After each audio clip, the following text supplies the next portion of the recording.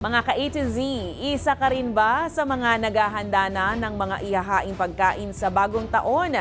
Nauuso kasi ngayon ang assorted fruit basket na siyang ibinebenta online para sa ilan na wala ng oras para makasaglit pa sa grocery o palengke. Ang patok na bentahan na yan, silipin sa balitang A to Z ni Ian Maghanoy.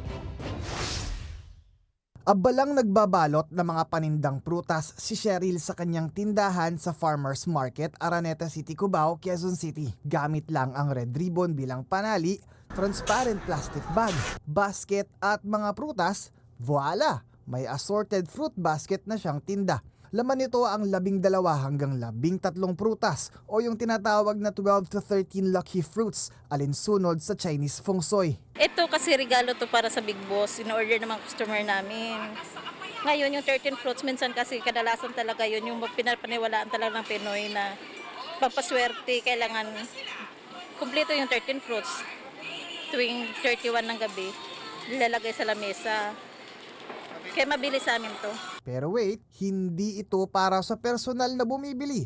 Available at ino-offer ito online.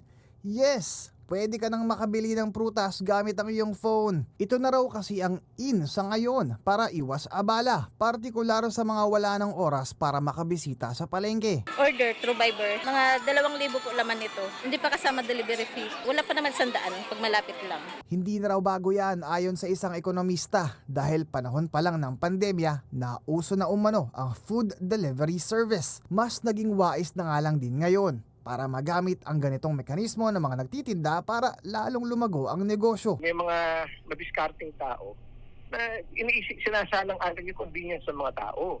Diba? Hindi na sila magbubuhat. Basta tiwala sila doon sa supplier. Dinala dito at right at doorstep, hindi na ako nagbuhat. At medyo reasonable yung price. Kaya't ang kakumpetensya sa palengke na walang fruit delivery service umaaray sa matamlay na benta ng paninda. Yung benta namin yan, neutral lang talaga.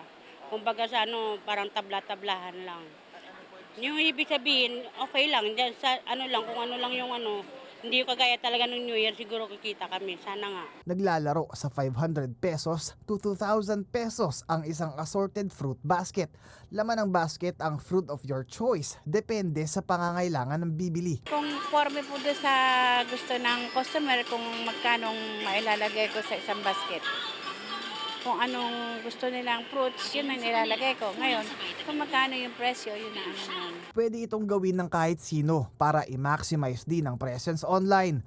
Sa ngayon, inaasahang sa December 30 hanggang December 31, magiging mabenta ang mga prutas sa physical store man o online. Para sa Balitang A to Z, Ian Maghanoy.